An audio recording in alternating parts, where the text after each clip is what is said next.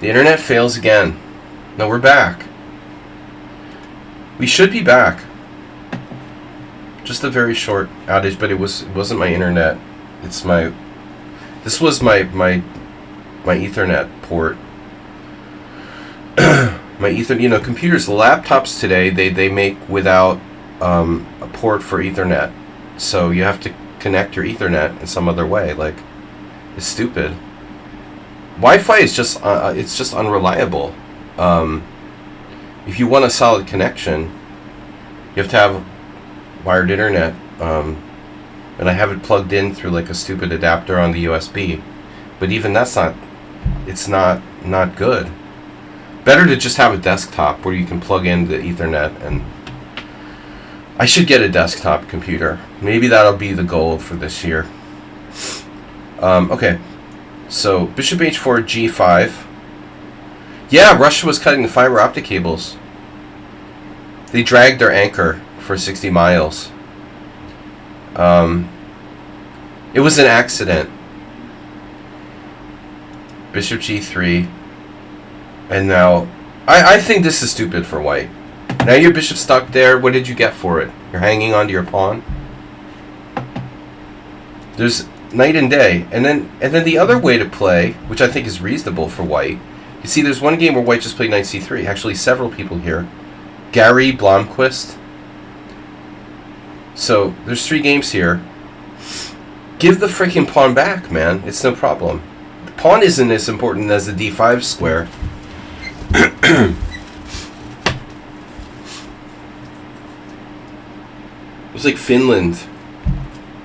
Chinese too, not just Russians. Cook Islands flagship. The Russian Shadow Fleet, WJ Loof. No politics.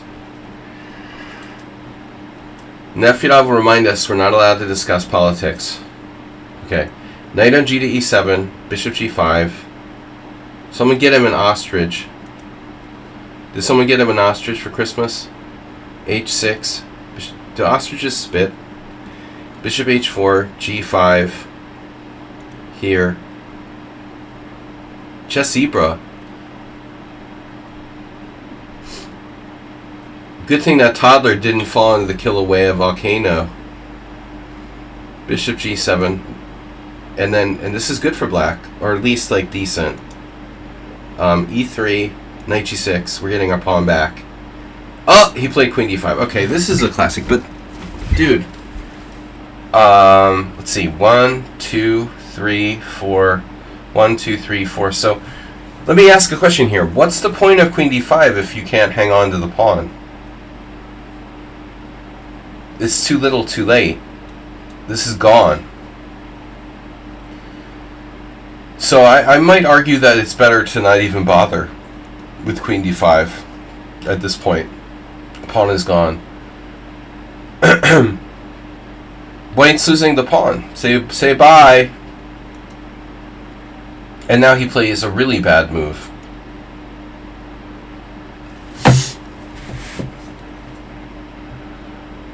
Or is it? Shit. Queen b4 check.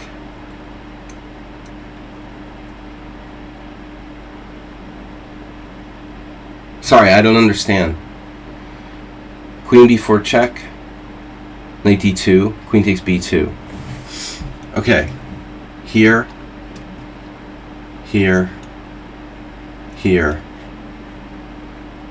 And then something like this, and our queen is not in a good place, but yeah, this looks pretty dangerous. So I like what Uber Driver did. He bailed out because this is just too crushing of a threat. He has to do this. Knight takes d4, e takes d4, and then he conveniently has d6. And it looks like black has gotten away with this. Now bishop b5 check. Now this is a tactic. If c6, bishop takes c6 check. So at this point, I'm not recommending king d8. He has to play king f8. And then white castles. And now pawn takes pawn. Oh no. You had to be greedy. No, but seriously, why not? Why not take here? I'm not greedy. Let's resolve that first, Uber driver.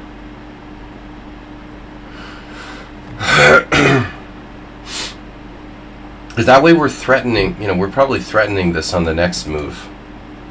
I think this is like a huge mistake. I mean, after pawn takes pawn, do we have any problems? Well, our king is stuck on f8, but I think that black is alright. He's got to lose time now, saving his bishop, presumably. So, perhaps we point the finger at this move, which allows the combative pawn takes pawn. I don't know, though. Maybe this is good enough. Queen d7, bishop takes c6, b takes c6, and now we're up a piece. In any case, this might be good enough. You walked away. Rook e1, walk away. Knight d2. I'm still not real... I just don't think he needed to let that pawn exist on d6. Like, if we had gone here... Look at this engine. Evaluate position, please. Yeah, d takes c5 is only equal. He's equal after d takes c5, bishop d3. But Uber driver had to do it. He had to risk this. c6 takes, queen d7 takes here. King g8 here. So you beat a noob with an unsound gambit. Bishop takes e5, f6. The guy still has all 8 pawns, actually. He has 3 pawns for the piece, and your bishop is awful on b7. It kind of makes you ask the question, is bishop f8 a consideration here? Or, should it be?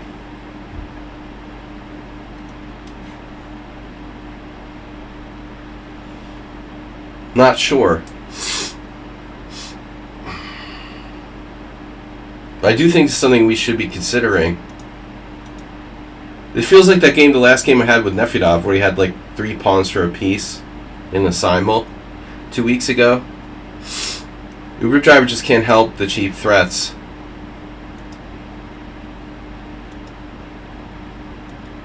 Man, why would white make this exchange on g7? I don't get it.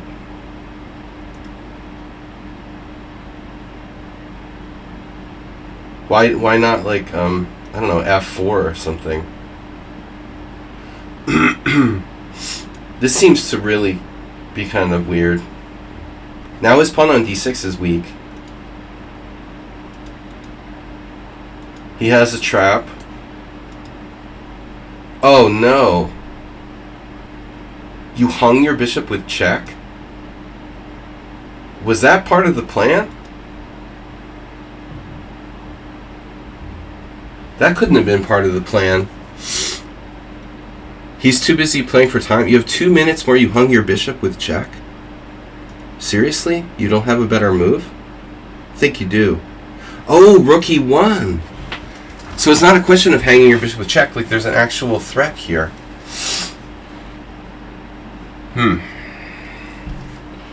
I don't know, man.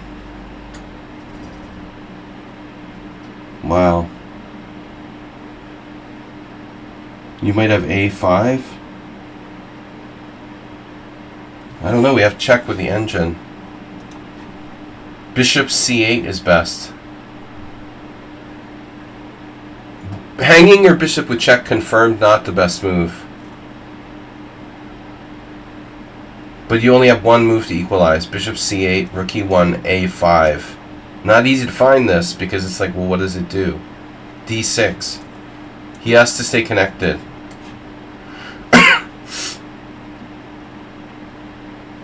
Better variation confirmed. Black is still alive. So hanging bishop with check was suboptimal. But he couldn't resist a good back rank mate. King f6, And then h4, white saw it. Ugh. Now black is totally lost. Absolutely, completely, horribly lost. Draw? No? No draw?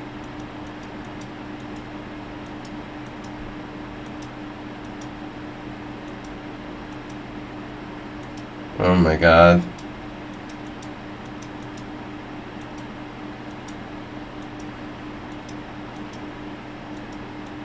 Oh no. Did you win on time at least? The guy has 3 seconds left. You serious? Oh my god, this is so embarrassing.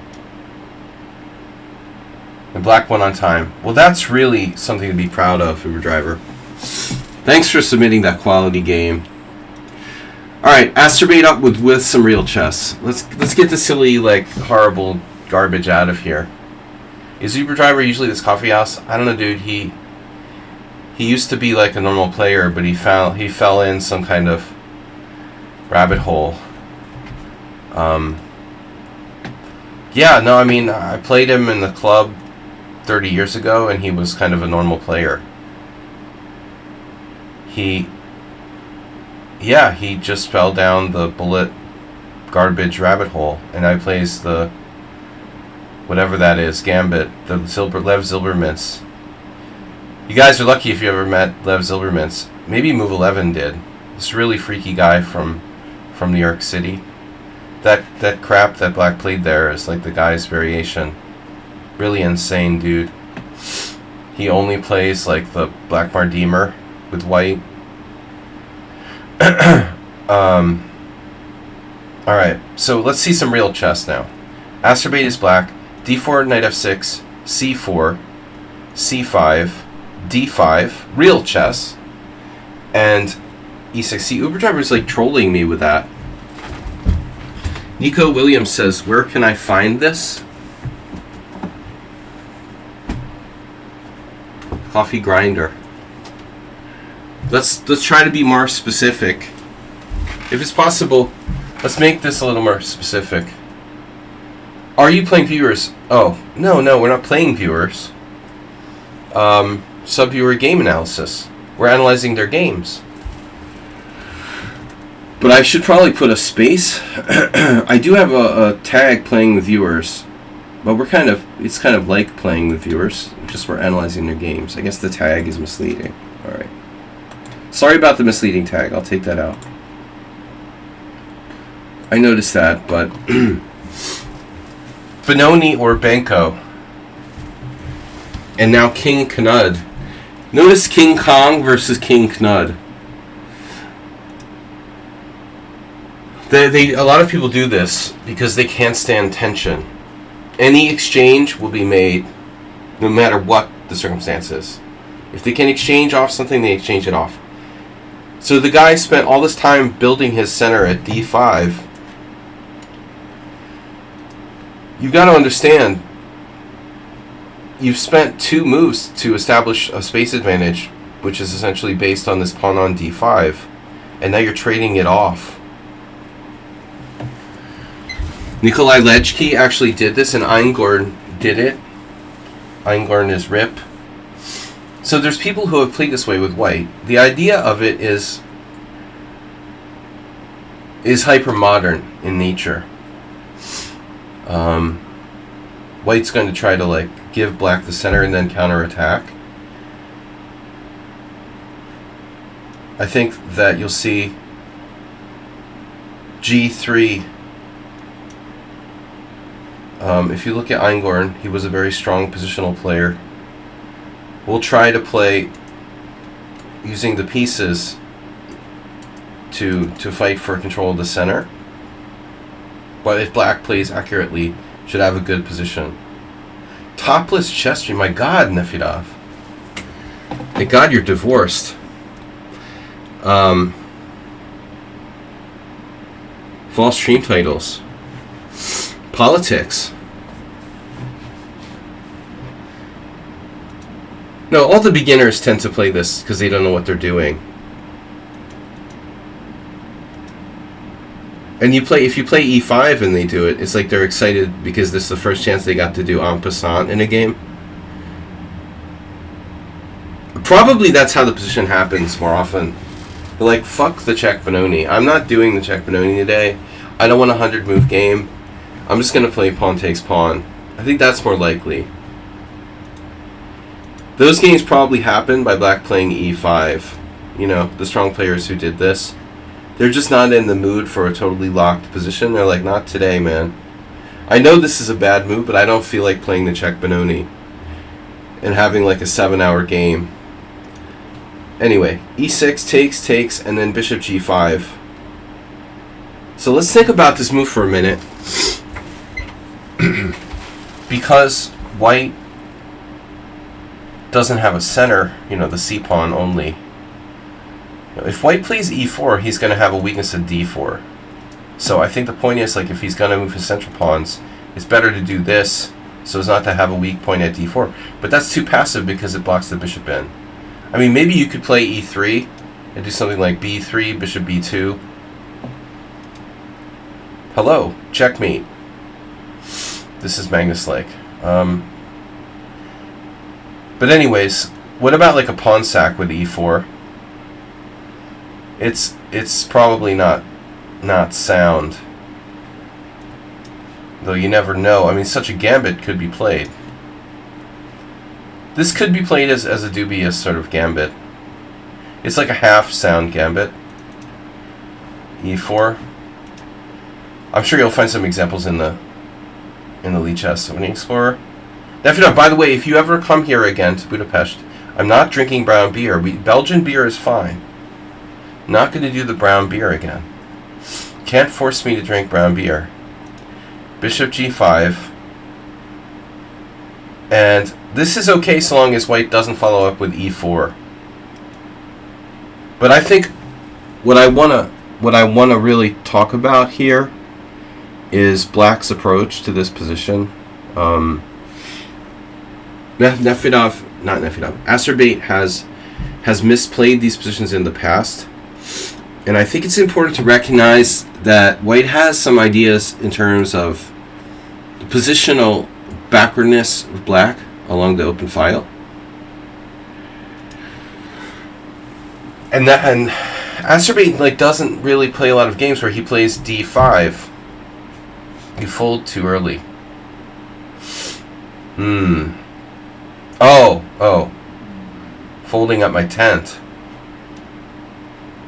Well, I'm old and weak. And I drank my brown beer too fast. Look, Nefedov, to be honest with you, brown beer is like some kind of special skill. It's not like, I'm not used to brown beer. I didn't realize how quickly it sneaks up on you, I'm used to drinking like normal beer, and if you messing with my percentage or whatever, I didn't know how to adapt. It's like playing a new opening or something. If you make me drink a beer with a high alcohol, I never drank beer with high alcohol content, so I drink strong alcohol, but I know to be careful about it, so I'll limit my intake. But he ambushed me with all this like high content beer that I'm not used to drinking, and then says I fold early. Well, I was out of my element, Anyway, bishop e7. So I think that this is a fundamentally important idea, but check this out. I don't think this is a problem for black, But alright, whatever. I think Acerbate's move is fine. Bishop e7. I don't even like bishop g5, honestly. And now the move of the year. Are you guys ready? Brace yourselves. This is very subtle. Bishop h4, theoretical novelty. Now, I'm going to make a wager that if we go back a move, you see here there's a handful of games this position has been reached, OTB. And now if I go to lichess, I'll bet it's like I don't know, 50. Alexei Gorbatov, Vladislav Laszlo. I was probably there for that tournament, playing in the IM group. Yeah, I was. I remember this tournament. Gorbachev versus Vladislav Laszlo. 1997. It was October. It was my first Saturday, and I was watching Vladislav Laszlo and all the old dudes. Bartsai and people like that. Who was the other one? Bringing back memories. But anyway, if we try to find games with Bishop H4, how many games do you think in the lichess Opening Explorer feature Bishop H4? This, I'll bet there's zero. Zero. Who would play Bishop H4 and why? Why would anyone ever play that move? What's the purpose of this move? The mystery move of the year. Like, no one knows why would anyone play Bishop H4. That's unbelievable. His idea is that if black plays Knight G8, he has Bishop G3 available. Obviously. That has to be the point. So let's check lichess. Oh my god. You're serious? That's frightening. What? So there's no games here with Bishop H4 until there is. It's actually not a move in the list. So the position had to have been reached by a different order of moves. That's the only explanation. Why would anyone play Bishop H4? That's the weirdest move ever. Clearly the position had to be reached by a different order of moves. Okay. Yeah. Bishop H4, okay, that's stupid. Castle. And now... Oh, this was his plan. How many times can I move the same bishop over and over again in the opening? Now, how scary is it there are still 3 games where this happened?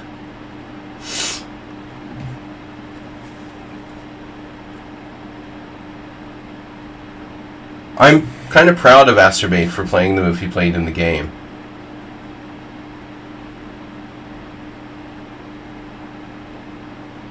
Knight c6 is kind of standard. But I mean, getting the pawn out to d5 so you're not backwards along this file here is something that he's generally kind of avoided in the past, and I think this is a good sign. This is okay, you know, but I mean, do we really want to take that bishop on g3 and open up the h file against h7? I'm not so sure, and it doesn't develop. This is a good sign. I like this move, d5. And now this is the worst move ever for white. He should never take here on d5. This is really bad. Because why? The pawn on e6 is blocking the bishop at c8. The worst thing white can do is like take this, because now, boom. Oh my god, man. Ugh. Ugh.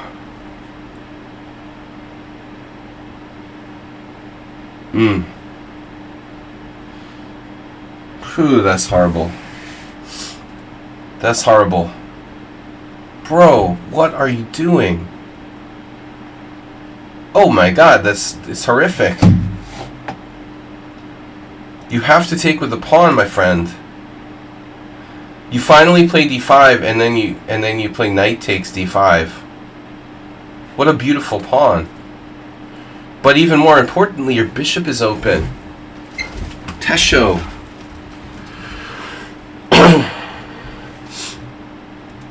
This is just an atrocity. Knight takes d5 is an atrocity. And you know what he's trying to do.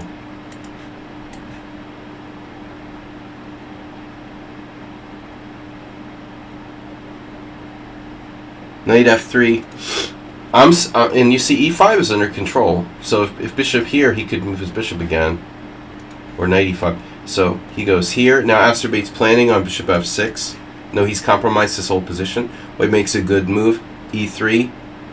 Scary that we transposed the 3 games.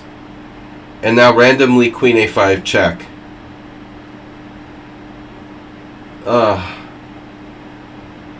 What are we doing? We don't even have a plan. Astrobate's like violating all my fundamental rules. First he like wrecks his pawn structure, and now he's like doing the queen a5. I don't know what this even does, honestly. I mean, I guess you can go rook d8, but your rook already has an open file. So let's see. What? No, don't develop your pieces, bro. He goes knight f d2, obviously to open the development of the queen out to h5. When you can play the other knight to d2, why would anyone do knight f d2, like undeveloping? Because already, like, white needs to get his pieces out. Jeez. Now, Asteroid didn't like his backward pawn, so he opens his bishop, but he has to watch this diagonal now.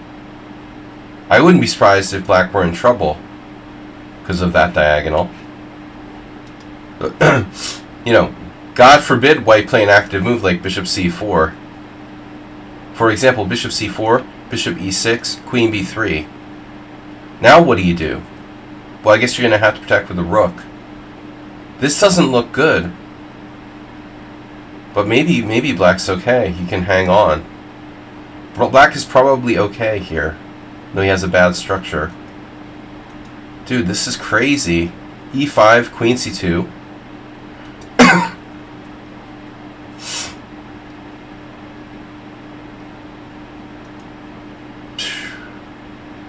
He lulled him into a false sense of security here. But you're still going to lose a piece on queen c4. The guy can't find a good move to save his life. Holy shit. I mean, you got to play this. Oh, I see. You have bishop takes e4. I missed it. You actually have bishop takes e4. That's funny. I'm not fully sure what's happening here, but it looks good. Now it's too late. It's too late. Yeah. Astrobate's good with these provocative moves. Bishop f5. Yeah. And now you got him there. So he plays queen d3 and then boom. Check bishop e6 and it's all over. He just pulled the wool over this guy's eyes. It almost looks like black was trolling him all the time. Just pretending to be a bad player. Like slow rolling. Don't you get the feeling like that's what happened here? You were just like teasing him the whole time. You're like a master. And just playing like you're a noob. Just to give him hope. And then you killed him. Mercilessly. Check. Check. How are we mating him? Oh, the queen. Oh no. But there's no mate. There's a mate? There's no mate. You didn't play for hope, mate. That's right, you gotta try this. Check. King e1. Hope mate. Because you have 92 mate. I'm surprised you didn't go for it. He just takes no mate. And now the hope mate. Yeah, it's pretty clear to see that there's no mate after King e1. God, man. What an adventure. Okay, I've got a game here from Bagsy. Happy birthday, that's last time. Okay, Happy New Year. Happy New Year to you. Alright, let's grab this game. Oh shit. It's not letting me grab the game? It has to let me grab the game. You will let me grab the game. Oh no, what did I do? Let me grab the game. Okay, down the game. Copy PGN. And then, this is from an OTB tournament. The Alien Gambit. Astrobate, that game was a little better than Uber Driver. But we're getting some really shaky submissions. Not the final position that matters, it's how you played the game. I got sack draw. We're hoping for something from sack draw. WJ Luce, like, good game. Bobby, yeah, when I break the guy. That's like Larry. Larry just lives for, like, playing people in long blitz sessions and taking away all their rating points. You play, like, 50 games, and then he would enjoy, like, the feeling of just, like, sapping their whole, like, self-esteem and just, like, beating them down. Yeah, I beat him down from, like, 2,700 to 2,300. Yeah, I beat him down 400 points. That's what chess is about. Killing the other's ego. So, alright. Rating farming, right. Yeah, but you know, once people start to break, then they start, like, really hemorrhaging points. Once they break psychologically. I used to like to play sessions because I would adapt, but I kind of haven't in a long time. I think I played better. Anyway, okay. We're black here. It's a Jabava London. No. It's just it's not a Jabava London. Okay. Bishop f4. Bishop f4 is probably the best move. Bishop g5 is close second, main line. The other day, that's funny, the other day, sack draw, I had a game where someone played this against me. I was like, wow, that's weird.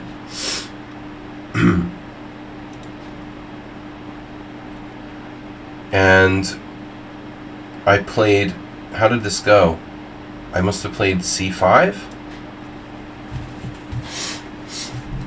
They played knight f3. They took with the queen.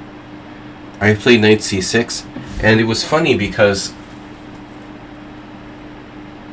I thought there might be something there for white, but it's terrible. It's terrible. At first I thought maybe they could play queen f4, keeping e5 off the table. This is too strong, though. And if knight b5, you just have queen a5 check. So it's all bad. h3 is bad. I don't know what's worse, h3 or a3. a3. So this has been played. Wow, Shelby Getz against Greg Kaidanov, 2020, got a draw. Getz was a decent player. He was a senior master from, like, Maryland. And actually, I probably saw this game when I was preparing for Kaidanov.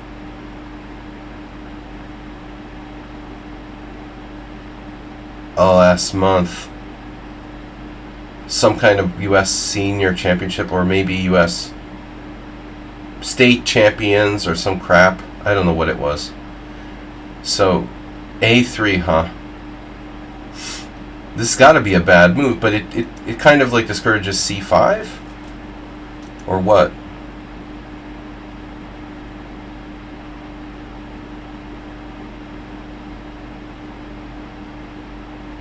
Well, I mean, what happens if you play c5 and white takes it?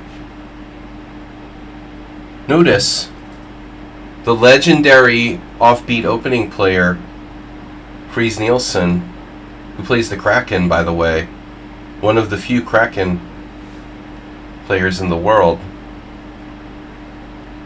playing against 2600 Danish kid guy, takes on c5, and on d4 we're going to go knight. I figured we would go knight a4, but it doesn't work. He did a Rockport. Oh no. Oh, this is really perverse. It looks like, ugh. So knight a4 is not possible. Check. c3. I thought this was the idea. Oh, bishop d7. Yeah. No, it's bad. Bishop d7. So you can't do this. This is horrible for white, I guess. So his idea is to play knight a2. That's really sick, man. And knight a2 is a way of fighting for control of d4 and e5. How sick is that, huh? Now that's hyper modern. Because you can undermine the knight on c6 with your knight on a2, thereby disrupting black's control of those squares.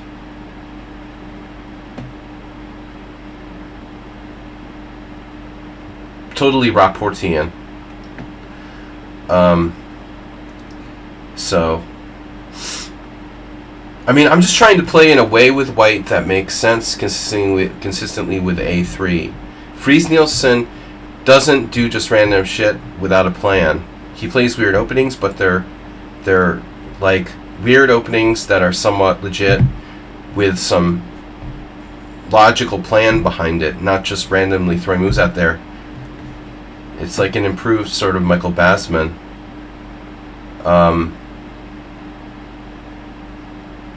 Yeah, I mean, these other moves, I don't really see how bishop g5 and like a3 are connected. And e3 is okay, it's just kind of passive. That's what Kadash Gabor did when he's not playing 1h4. You can always play e3. But I still think this, you're just going to play it as a pawn sacrifice. Well, you don't have to play d4 like Mads Anderson. Mad Anderson. That's funny, they cut off his name and he's Mad Anderson. But it's actually Mads.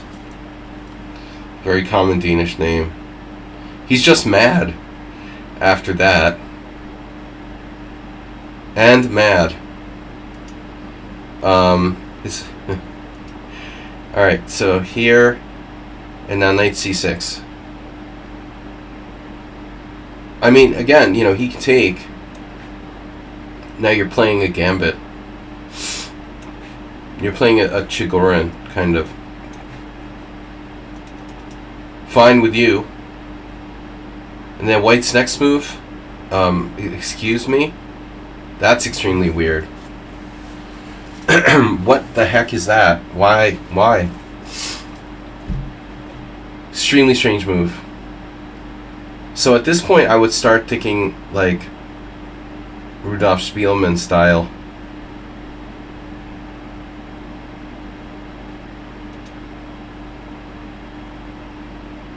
Looks like we should even be starting to consider e5 as a legit possibility. You can also just play pawn takes pawn. I mean, there's something very wrong about white's position. This bishop can't make up its mind. You know, I mean, which way are you going? Now, if you develop out here, you have dark square weaknesses on the queen side. If you develop to b2, then your bishop's kind of shut down. So exchanging pawns here is absolutely fine. In fact, there's an argument to be made for it, probably. You played this. I guess maybe the point is like it's too late for him to take because of bishop g7. Okay. Here. And again, the only question is, you know, if he takes, can you go here? Can he defend with like that? You have knight takes c5. It's probably fine. But I still don't really see a reason to not exchange on d4. Now this is horrifying, obviously. This is really horrifying. But he's stopping knight e4.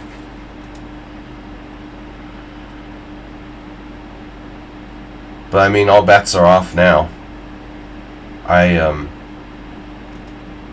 would start thinking about really radical stuff, like maybe sacking the pawn and just going nuts, like e5 or something. There could be this sort of thing. I don't really like that. So I think what you did is sensible. C takes d, e takes d. I wouldn't rule e5 out.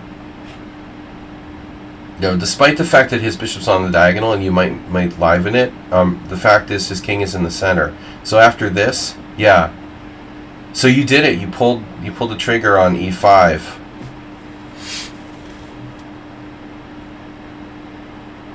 White is basically playing like some kind of weird Jababa style. Dude, do you have knight takes d4 here? Knight d4, queen d4. Knight d4, queen d4.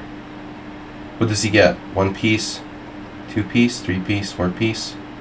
Knight d4, queen d4. It doesn't work. It doesn't work because of take. Knight e4, queen d3, or queen d3, yeah. Only queen d3 defends. Knight d4, queen d4, knight d4, queen d3.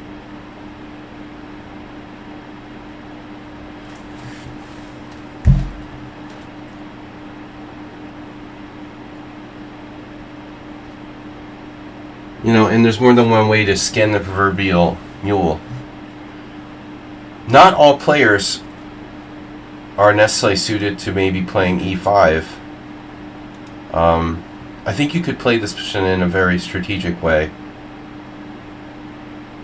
He's intending to castle queenside. Yeah, the queen takes g7 is unclear, but I think after knight e4, queen d3, you know, it's not clear you have any compensation, enough compensation. Unless you have bishop f5 somewhere, it doesn't quite seem to work.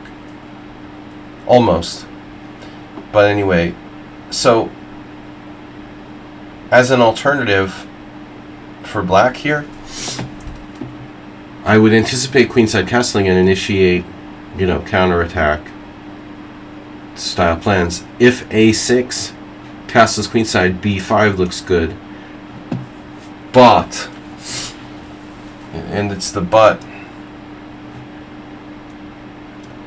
if you play a6, can he play knight a4? Looking at c5, for example.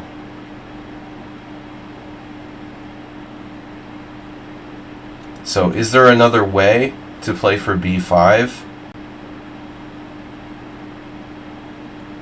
Not really ostensibly that I can see. You know, it kind of looks like what you did is forced.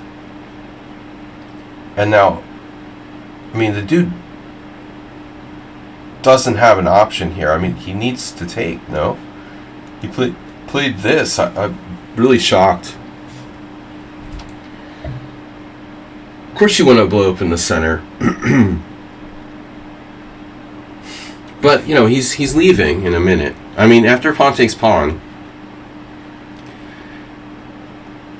you're recapturing and he's casting queenside. So his king is not in the center technically anymore. Probably black is better, but it doesn't look that easy to me. You know? I'm surprised, though, by his move. I mean, if anything, you would think he would do this knight. You know, it's almost like Astorbate's opponent. Why is he, like, retreating an already developed knight to e2? Paradox is his name.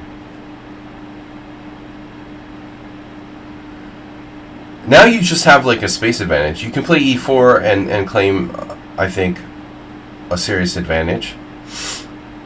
But it would be a very close position and take a long time to grind him down. But because his knight is left over there now, I feel like that gives you other plans too. So suddenly things like a5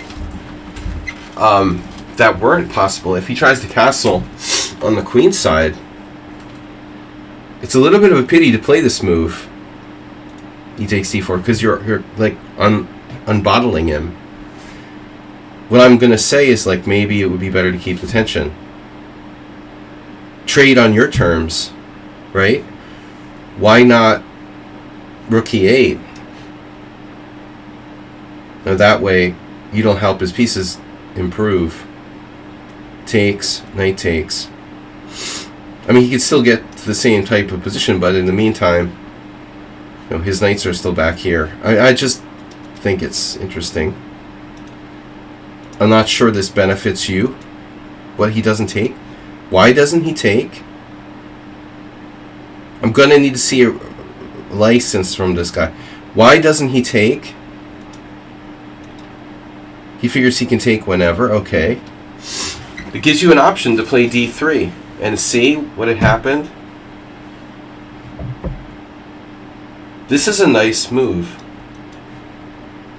He didn't have to give you that.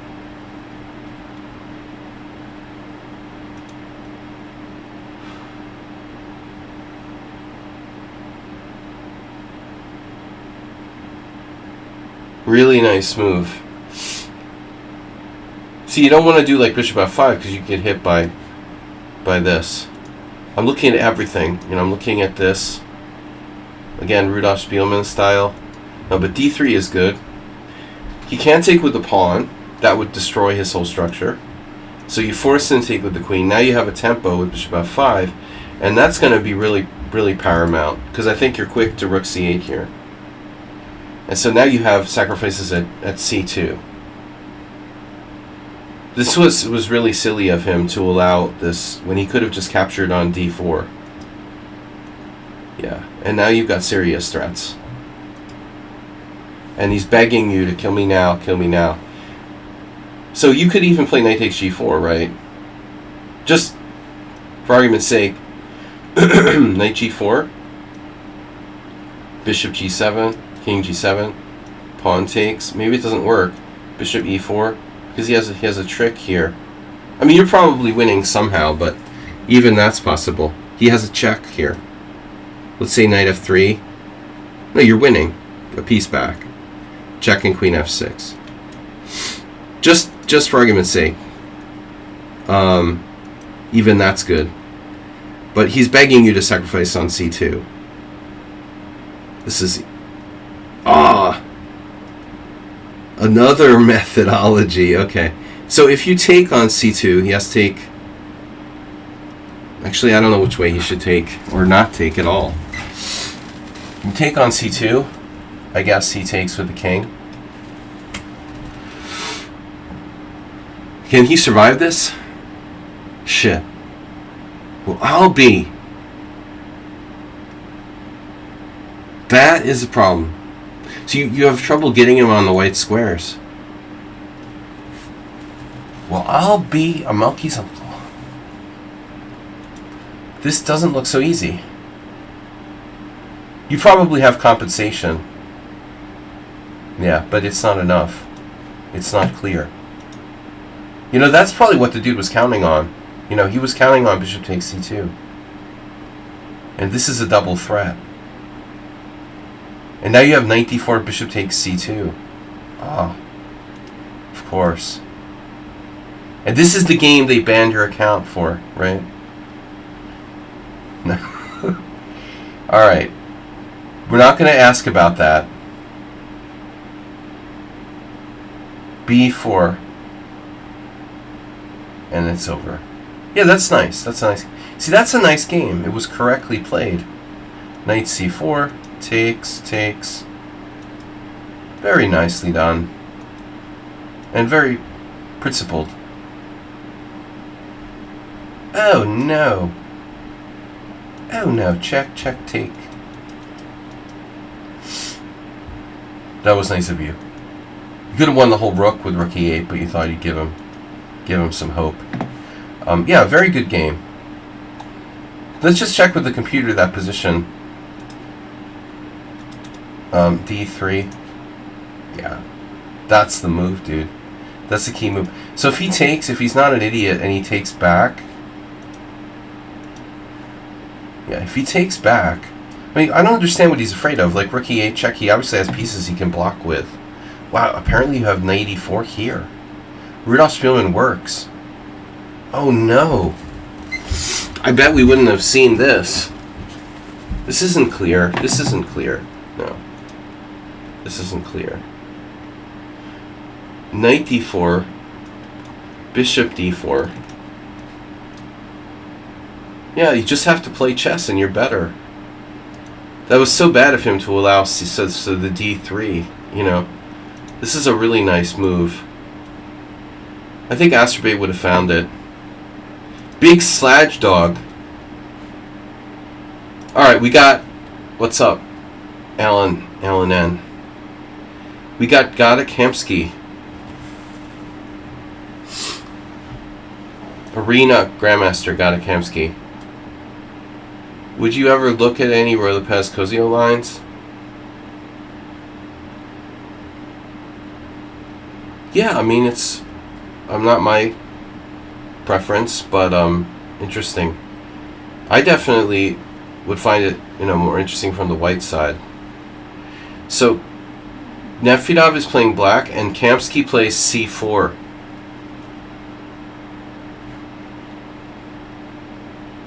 So I don't know much about Kamsky these days, but his rating is up to 1500. Nefedov plays symmetrical English. And we got c5. See if Nefedov doesn't learn from me. He doesn't incorporate my openings. He plays his own stuff. Hello, computer, where are you? Okay. That's fine. Stick with your guns, Nefedov.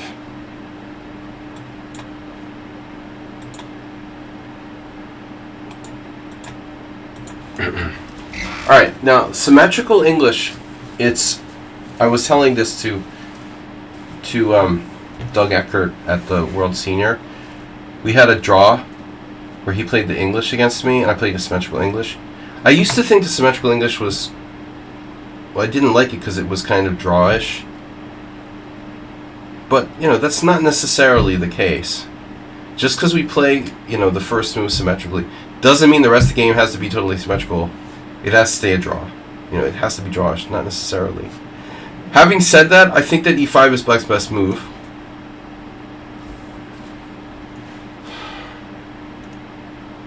And I've played all conceivable things against the English, and I played the English a lot with white. So knight c3, and now Nefedov plays knight c6. Kamsky plays knight f3. God is not, he's not a typical he doesn't play the English usually. He plays e4 and d4 mostly.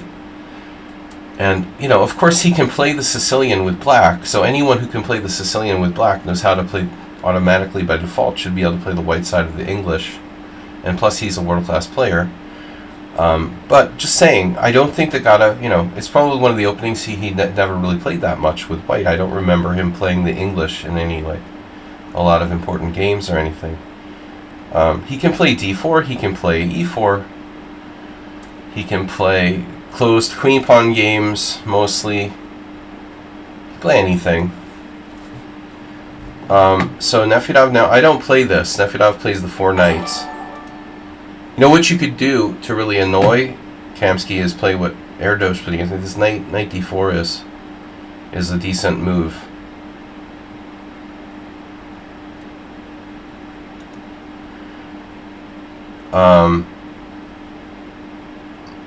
But knight f6 is standard. Okay, g3, g6, and so this, I argue, is the most common position in the English symmetrical.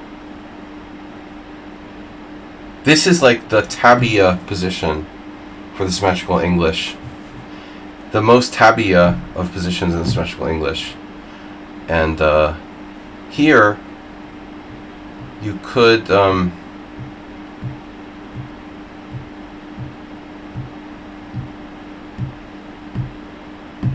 you could castle, but Pavel doesn't really play. Pavel doesn't play like that. This is a King's Indian. If you castle and white plays like d5, knight a5, knight d2. So c takes d4, knight takes d4, and Nefedov and I have had a bunch of games now. There is castles. And my old friend Slancy Emil was a big fan of this line. I don't know if Nefedov has ever played this, the knight g4.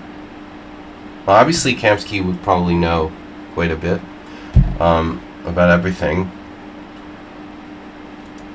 That's an interesting line, to try to play for a win, if you want to get a little bit of an imbalanced position. But, okay, Nefedov, castles... Rather, it doesn't castle. Castling also allows knight c2, though. When my friend lost a game, I remember in Zalakarosh, a good player played knight c2. If you don't play knight takes d4, you give white the option to play knight c2. So, he does knight takes d4, knight takes d4. We're playing Kamsky. Now black plays d6. It's not necessary. You can just castle first. But fine, whatever. Castle, castle. And now, okay. I've had a bunch of games with Nefedov, and I've played everything. I've played bishop g5, I've played queen d3, I've played rook d1. What haven't I played here? I mean, that's that's about it. I mean, what other moves can you do? Like queen d2, maybe?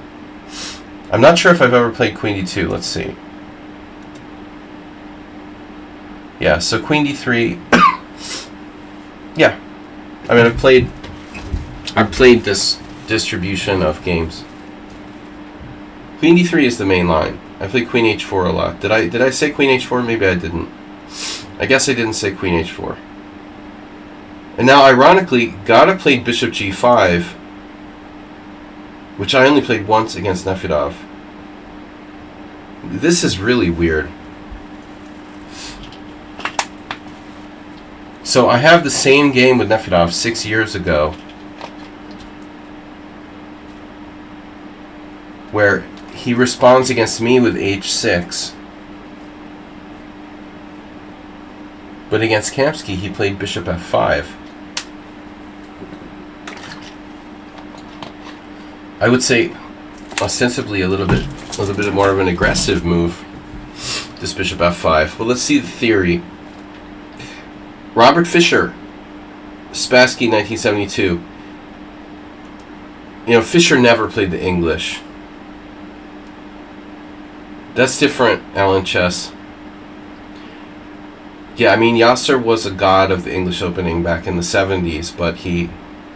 Yeah, you're talking more closed lines. You can't really do that in this setup. I mean, this is different. This is different. Kamsky's not playing e3. He's playing with knight f3. Yeah, this is a different animal. So queen d3 is main line. Surprising to me that queen d2 is the second most common move there. And now bishop g5 is the fourth most common. So Nefedov's bishop f5 is a fucking novelty. Whoa. Wow. Yeah, I don't recall this Fischer-Spassky game. You know, it wasn't a famous game from the World Championship. I don't think. But Uber Driver would probably remember it. I wasn't around. You know, I was like not even born yet when that game was played.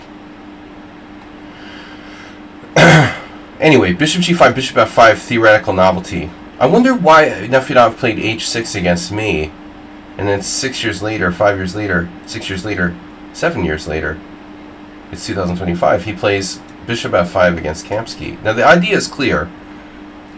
If you play bishop takes b7, I have this.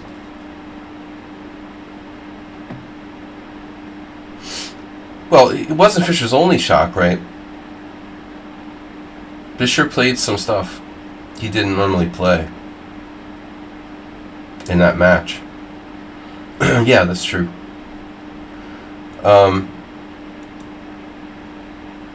Is there even a good book on that match?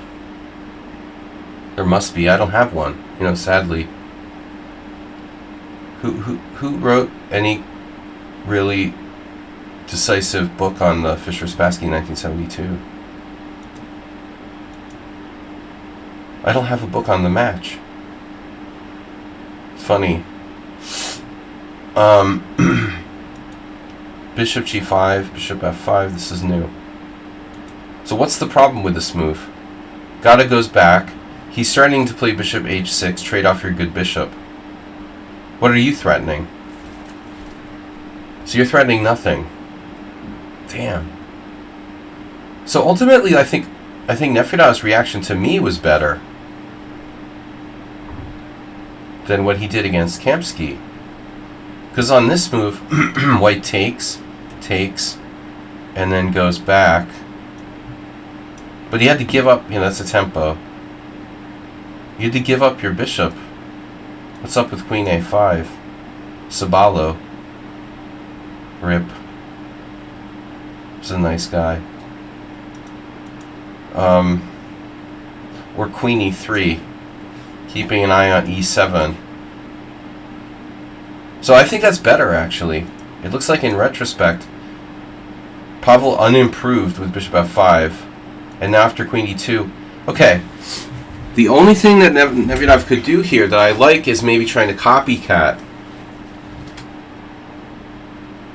Why? having played bishop f5, why don't we go here? Or even here, but we have to watch this.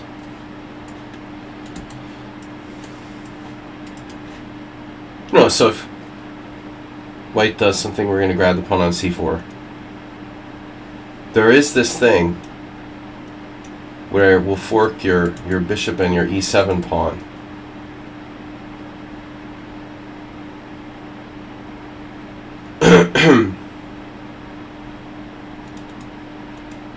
So I would think here would lead to the threat of bishop h3. So bishop h6, bishop h3 equal. So at that point, Kamsky has to think about maybe moving his rook, but so do you. It's funny, the engine wants to set up c5. If bishop h3, there's some kind of trick. Takes, takes, takes, takes, and then knight d5.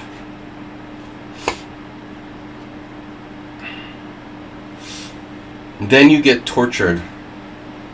Tortureville. Rook c8, knight f6 check. Queen takes d6, rook takes c4, queen takes f6. And good luck in a technical endgame against Gada. But still, I'm not sure that black has lost. Alright, so rook b8. This is a little bit passive. And now white's going to execute plan of bishop h6, I thought. But he doesn't. I really expected this. Wow. I wonder why he doesn't go for this. It looks like a good move. I mean, the bishop on g5, okay. What are you going to do? Okay, he figures he doesn't have to rush. Plays rook c1. What can Nefedov do about it?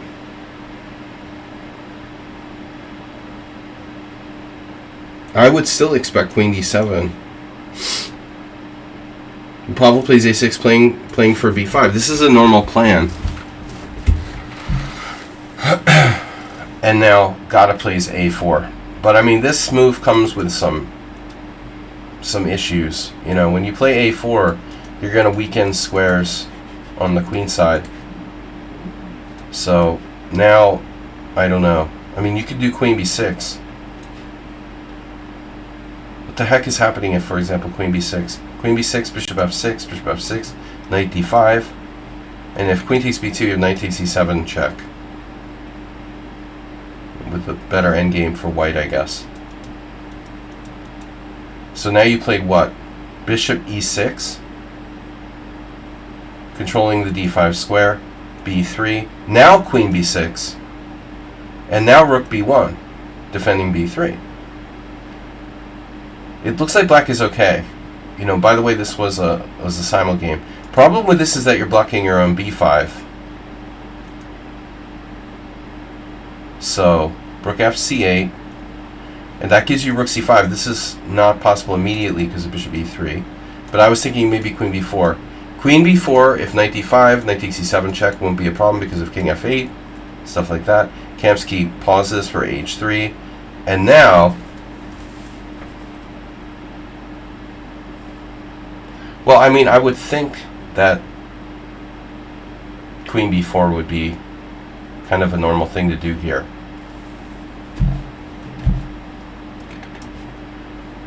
Basic idea is, actually, I don't know, rook f d1.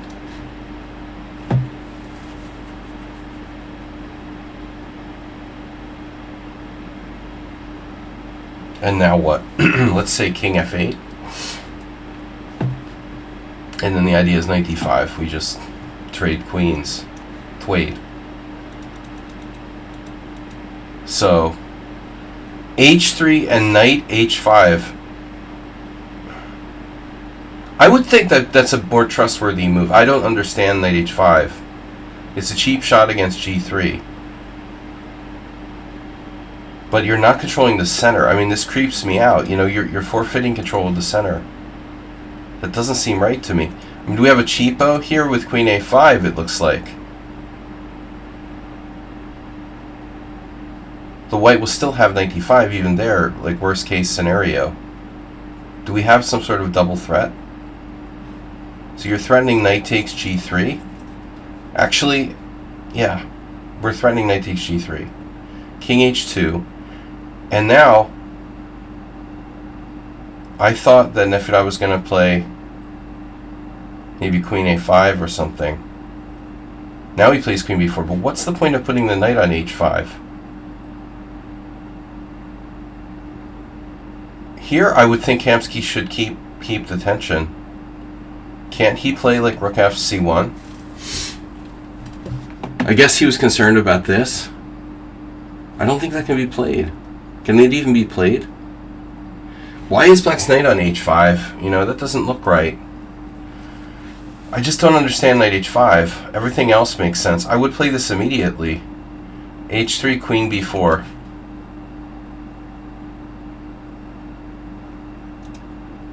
I mean, probably, yeah, he could move his rook again. h3, queen b4, you could go here. Rook f c1.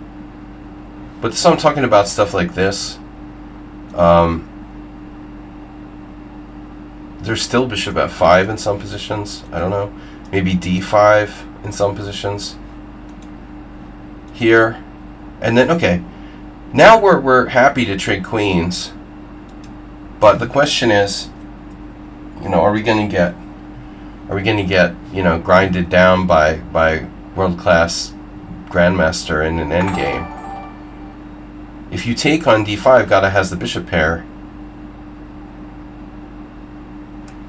He's going to take back with the bishop. You bring your knight back, he's going to go back somewhere, and he's slightly better.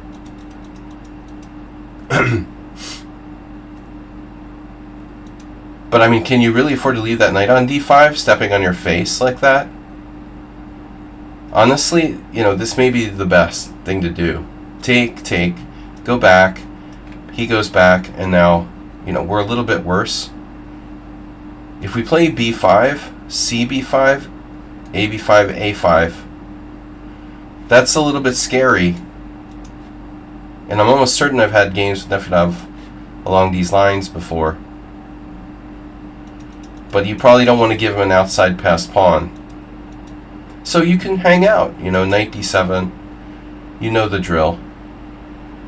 Your position is still pretty solid, even though white has the two bishops. But so Nefedov plays this. Leaving this knight on d5 is a dangerous game you're playing. Because maybe the knight goes to b6. There you go. You might regret not taking that.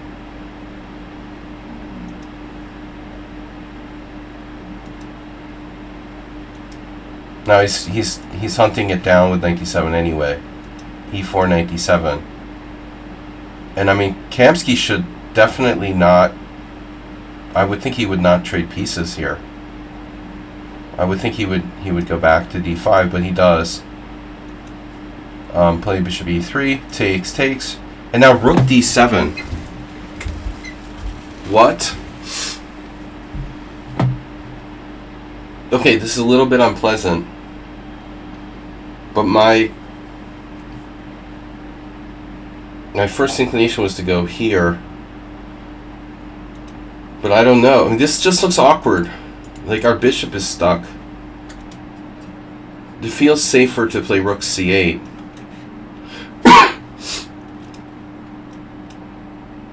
I mean, okay, the bishop can't be like removed because of a5.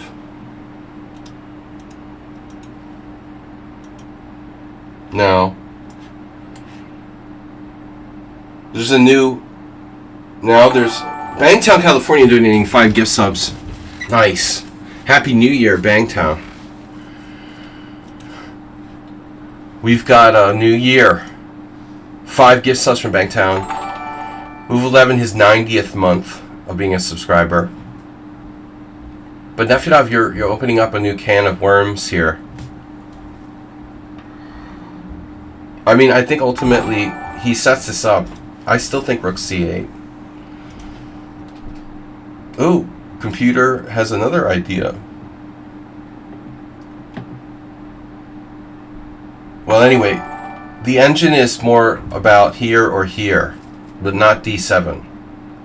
I agree with that. You know, I didn't consider this because I wanted my king, and you did too. But I don't know. I don't see why you go here. This is the least, like, comfortable. I think maybe he wanted to protect the b7. Okay, if he just keeps the tension. And now Nefedov has a chance to trade pieces with bishop f5. Notice how Gata keeps the tension. And now this square is very weak, but I think this position is a draw. There is, you know, some slight advantage to white. The big shame is that this might not work. This move looks like it almost works, but white has rook d1. I don't like the look of that, and that doesn't look good. This doesn't look good. So that's kind of the problem. The problem with the rook on d7 here, you can see, it's pinned. It's getting pinned to the pawn on d5, or the pawn's getting pinned to the rook on d7. That's kind of the whole problem with rook d7. I guess if your king were on e8, it would be okay. But I'm just wondering if we should wait on e5. Check what computer says about d5.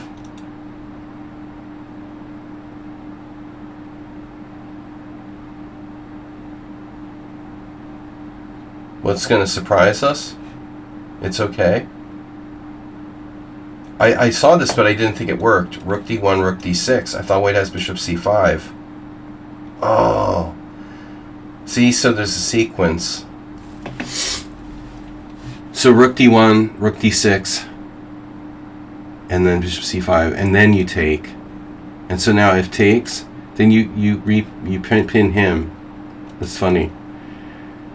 So he has to do this? Oh my god. No way. And you can't recapture. Yeah, but this is impossible to find. Yeah, this is impossible to find. This is impossible to find. You would have to find this, and then find this. And even then you're slightly worse.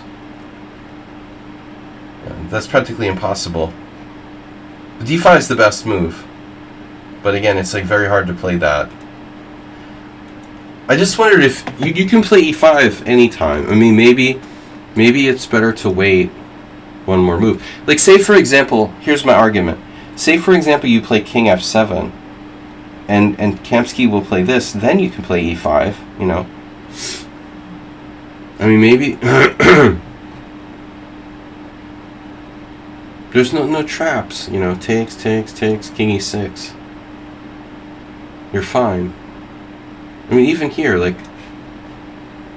you got a really good blockade of that pawn. I'm not worried about this. So I think king f7. I guess if king f7, he'll go rook d1. And then you play something like rook c8. But, you know, you should hang on here. Anyway, I'm not sure how bad e5 is. Now he's starting to take. So you take, and you have a very static weakness on d6. Takes the check, your king is bad. Now your king is bad. See, this is a bad sequence. Could have played king f7, you know, maybe e5 and snuggle your king into e6. But the way this went down is bad for you, because you end up with your king, like, out of play.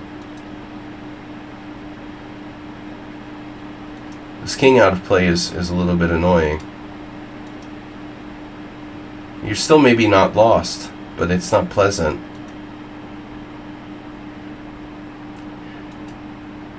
I don't think this is going to change anything. We got to get our king in the game. How about like h5? He's threatening c5.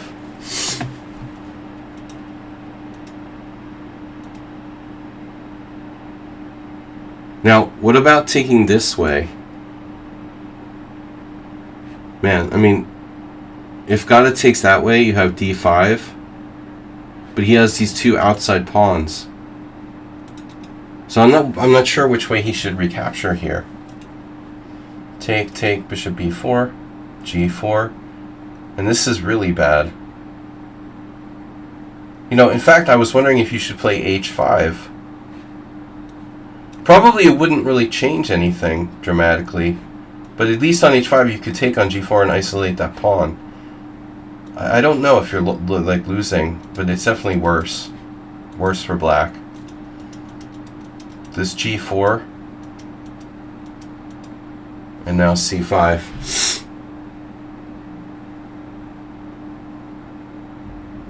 I'm getting a bad feeling about this.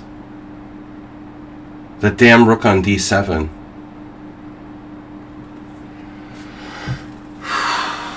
You know, the rook on d7 is a killer.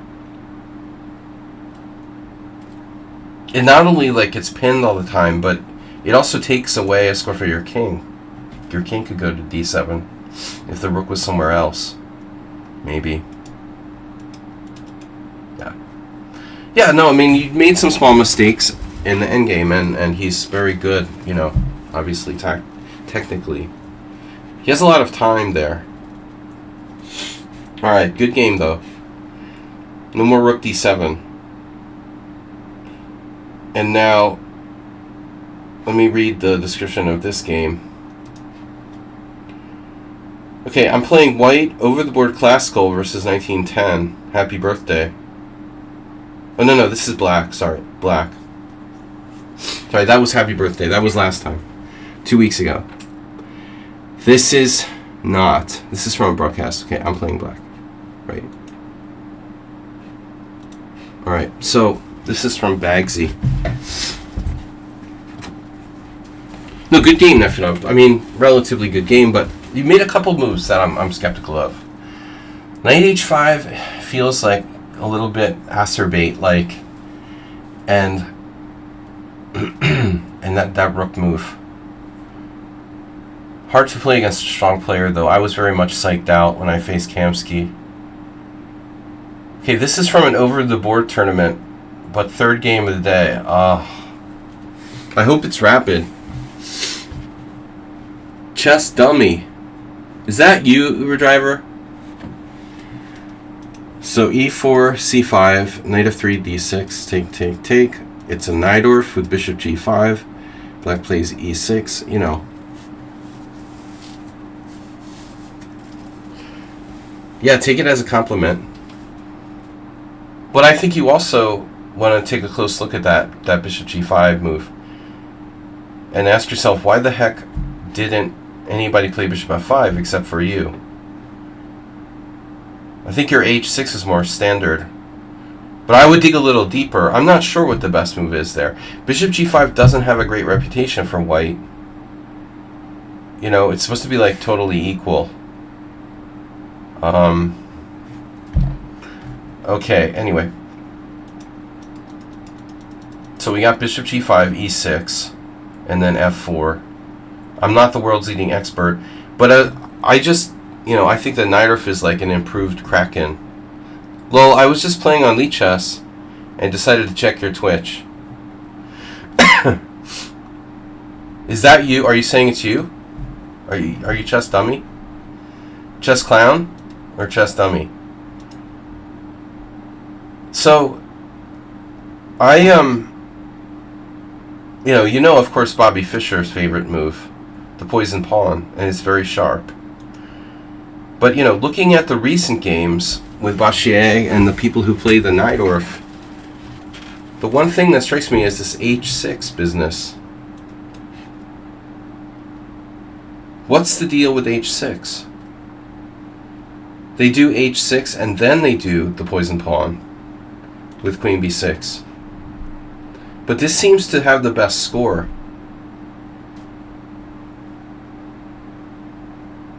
So I would look at this more closely. I mean, I don't know. It looks like there's no real recent games here, so it's like a fashion. Here's Firouzja versus Nodirbek. Firouzja, Nodirbek. Maybe we saw that game. For whatever reason, there's very few recent games in this line. But the statistics look okay for black. Looks like a3. and white is a little bit better. All right. Anyway, I don't know. I mean, bishop e7 is kind of passive, but it's the main line. Queen f3, queen c7, castles queenside, and then so you can still do the h6 thing. I don't know anything theoretically, except that mostly white takes on f6, and then they play g4, standard sort of stuff. If bishop takes f6 is too early, I guess. Pablo Escobar. So h6 right away. White does bishop h4. When can black play these g5 moves? You do that next, like knight on bd7. If g4, g5. Whew, I saw a crazy game. I saw a crazy game at the World Senior. It was Ovechkin against Ovechkin. It was a weird pairing because it was like Russia versus Ukraine. They seemed to get along okay though. Ovechkin against the Ukrainian grandmaster playing black, and it was this one of these g4 g5 things, totally insane. There's lots of variations. So anyways, you don't play that. You play knight on bd7. White plays g4, now b5, and then I guess this is normal. Bishop f6, and you can take 3 different ways, but you're supposed to take with the knight. Now g5. So my impression was that this variation was okay for black, but what do I know? You know. f5. f5. The vast majority of games are f5, and then this a3 move is scoring badly for white. So there's also h4. That's kind of interesting. Looks like it's an old move played by Leboyevich in 1982. But this move, King B1, only 7 games. Johnny Hector, and Johnny Hector. So that's an interesting Johnny Hector and Bromberger. Well, I lost 2 once.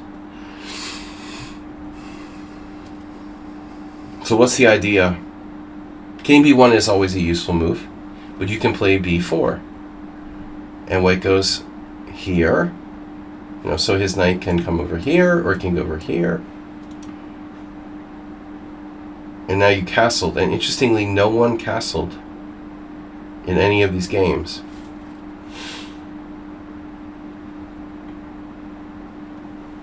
But Hector is like winning every single game. He beat Fatachnik. He beat Van der Strict. Okay, he's not that strong. Some other guys. He won all 4 games 4-0. Now Hector, of course, known for his offbeat, gambits and crazy sort of attacking schemes. But it's not easy to beat Fatachnik in his prime. Even now, it's not easy to beat him. A weasel. He looks like a weasel. He's smiling all the time. It makes me nervous. I don't like the guy. Knight on c to e2. No, don't trust anyone who's like walking around smiling all the time to themselves. Like something weird about that. Knight on c to e2 castles. Why are you the only person out of 7, 8 games that castled here? So everybody wants to play bishop b7 and put pressure on the e4 pawn. And then you're threatening knight c5. So I guess it's like, well, why not? But how did Hector beat all these people? Bishop g2? So what's the problem? Like, there's no counterplay.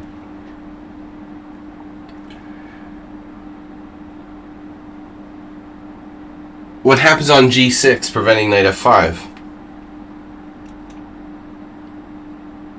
This is Hector Fatachnik. h4. And then somebody played e5. Van der Strict played e5.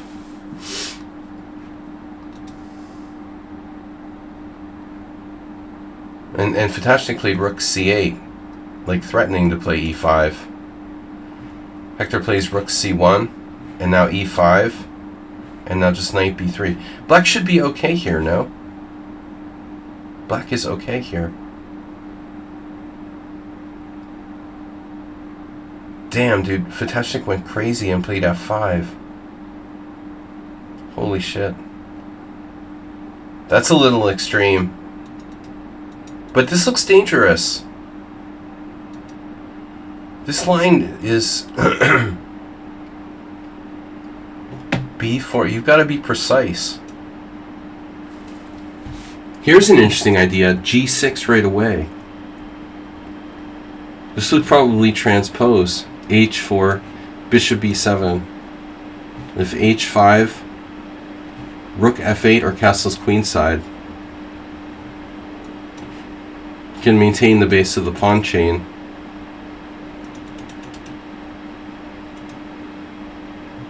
I guess the question is, are you safe castle kingside? Nobody else castle kingside. So maybe this is too dangerous. We shall see.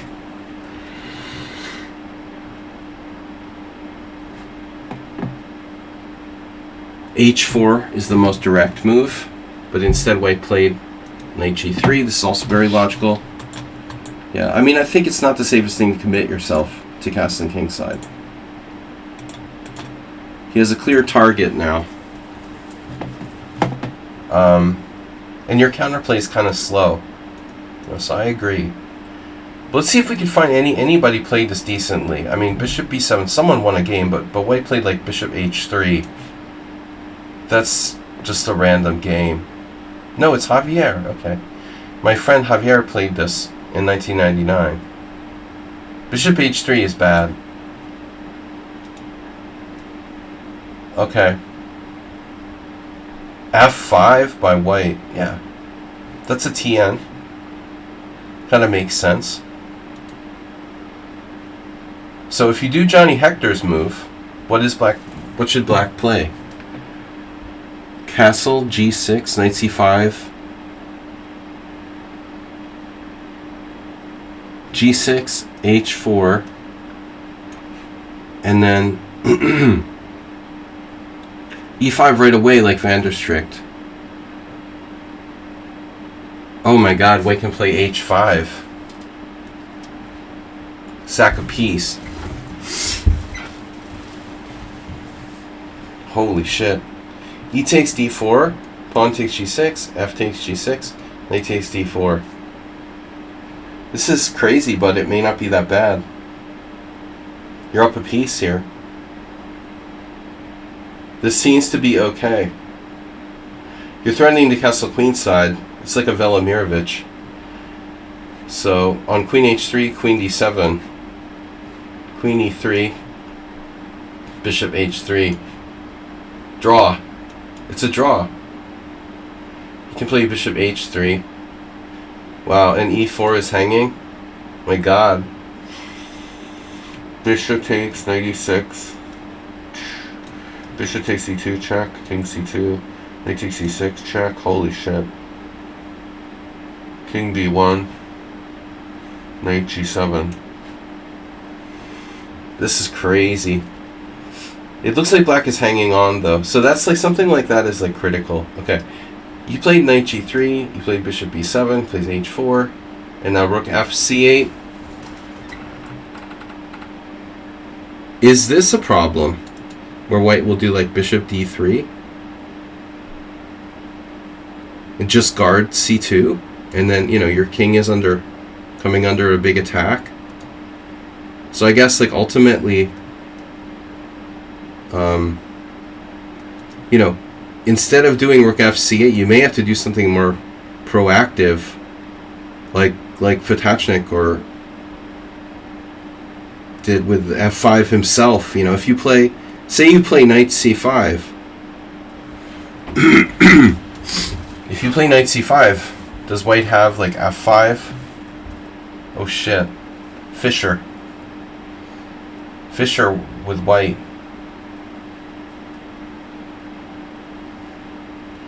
This happened in another game. Can't we take on f5? Apparently it's bad. The dude's made the best game, the best move Eggleston did, the best move D5, F6. Holy crap. Now black misses bishop D6. This is really dangerous. Yeah, I would stay away from castling kingside. I think you're making his attack too easy by castling kingside. So in any case, it's dangerous. Once you castle kingside, this may be the wrong way to go. Rook F C8. You don't really have any threats. This is slow. So this is interesting. You played Queen B6, and he has the knight to defend. And this may end up being like why knight G3 isn't so good. Or bishop D3. This is interesting. Rook H2. That's a problem. You know, your move is a problem. His knight is not unprotected. There's no good way to protect it. So this is actually better. Rook H2. So you're lucky here. You drive him back. And now you have some kind of Sicilian play. But what about F5? What are we going to do? How serious is the threat of F6?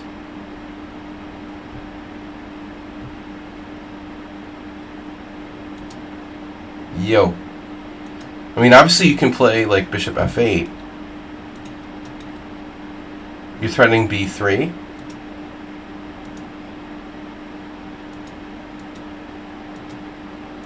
Right? Like a standard Scheveningen. He's probably going to take your bishop. He does.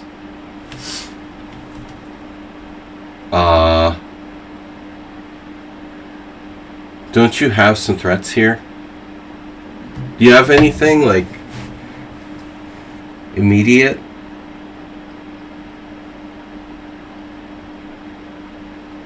I mean, he can bring his queen back to defend B2. I'm just wondering, you have a moment now that you don't have to recapture the knight right away.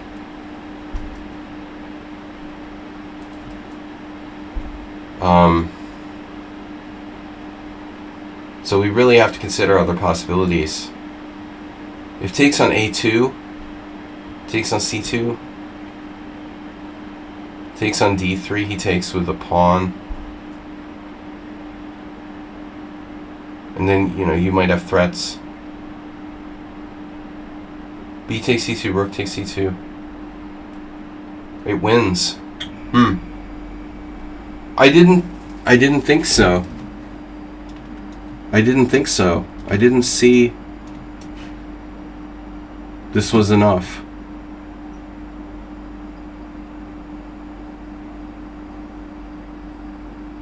So you can simply attack like B2.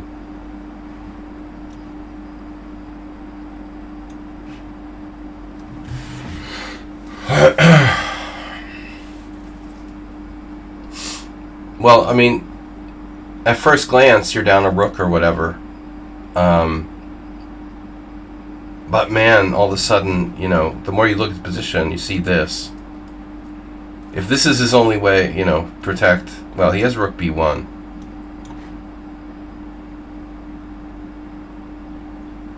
It's not easy to realize instantaneously that this may be, like, winning for black. I'm still not sure exactly how we win this. I mean, it's a safe bet that like rook c8 at some point will be part of the plan, but not so easy to find that, you know. And you've got to look at all the possible continuations. A3. So you took back, he plays check, king g8, and now white. How does white protect like b2 without his queen able to perform that function? Well, the point is, like, if your knight moves, you know, your queen is protecting. His queen is protecting. But now he's protecting e4 as well. You have this diagonal. A3 doesn't really do anything.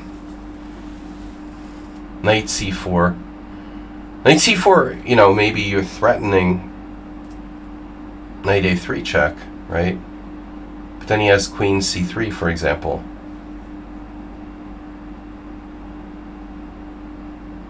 So here we are, we're down a rook. You know, you have an interesting move, by the way. I just realized. But it's too slow, isn't it? Jesus Christ. So he's mating you with Knight H5.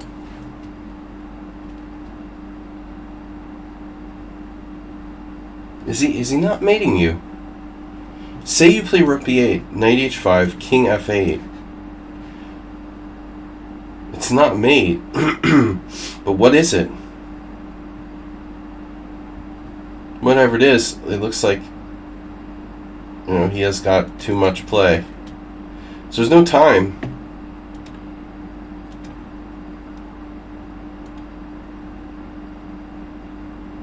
So it's his king with no protection around it. You got the queen, the bishop, the rook, and some of the knight. But I'm just not sure what we should start with.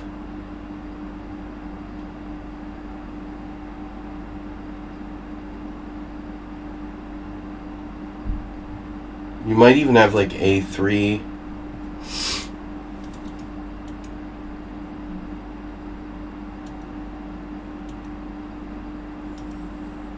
So what about B3?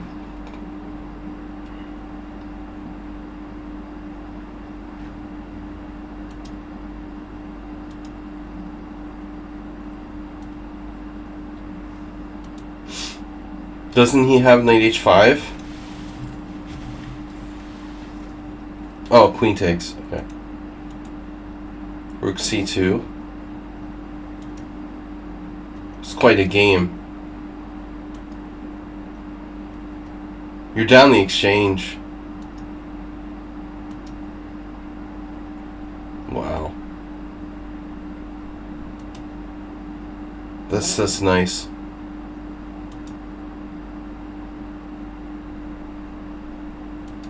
Ooh.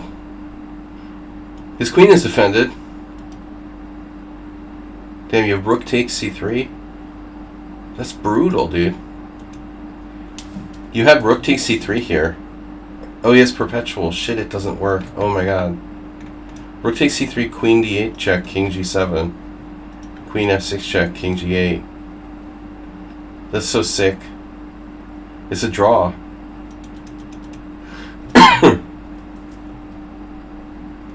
That's pretty funny. Man, what a move. E5. But you're still not threatening rook takes rook. This is too slow. Wow, what a game. Yeah, that was a nice game. For OTB, that was an awesome game. Very cool. Alright guys, is that it? I think that's it. We finally finished our New Year's stream. No, that was a beautiful game, actually. I don't know how accurate it was, if we run it through the engine. If it will let me. No, it's very clear that this particular variation, like you said, you're supposed to castle kingside in most lines, of course. It's playable, but it looks like you're better off waiting.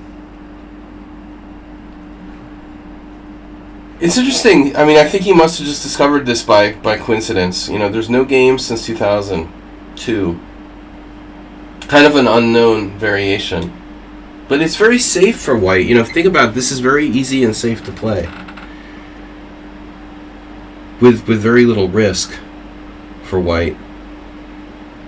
It makes you wonder why more people haven't played King B1. You know? 1,100 games with F5.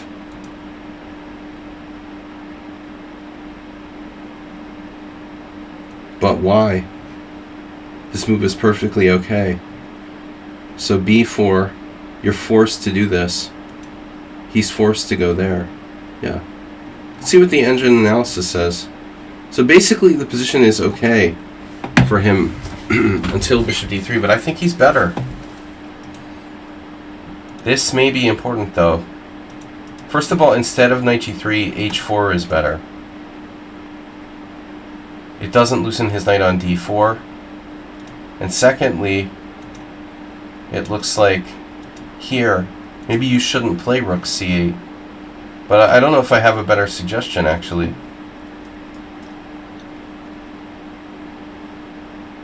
Knight c5, and then white plays f5. Yeah, then we get that game. The Eggleston is some English player. The Eggleston, d5. This looks unpleasant. Black was really, really in trouble here. D takes e4. This dude played, and it's a 2300. Dude played really well. Bishop d6, and so black's supposed to play bishop d8. This is what you get for castling kingside. You're getting slaughtered by a 23-24. It's like my rating. Rating deflation. King h8. That's a hard move to play, but it is a dark square. At least it's a dark square. I don't think you should castle. And the other move for white in the game was, which is I think really interesting, this rook h2. If he defends, not rook h2 here, but, sorry, rook h2 if he defends laterally. Not going to be as easy for you now to generate play. It looks like white is still better. That's a problematic variation, actually. It looks like a problematic variation, to be honest. After queen b6, yeah. He's in trouble after knight e2. He starts going backwards, and then without that, I mean, he just doesn't really have anything. Alright, guys, thank you for joining me. It'll be next stream, Sunday simul stream. And then we'll get back to a regular schedule next week. Okay, so I'll try to mix in some morning streams, starting from like Monday, probably. I haven't been doing the morning streams. I still haven't recovered from New Year. So we'll take one more Friday off, and then simul Sunday simul stream with the S. Thank you guys for joining me, and everybody for the gift subs and support. I appreciate it. See everybody on Sunday. Thanks, Mr. Coffee, Nafidov, Mr. Slow, Asterbait, Uber Driver, all of you guys. Thanks for submitting your games. Be back next time, Sunday. See you there.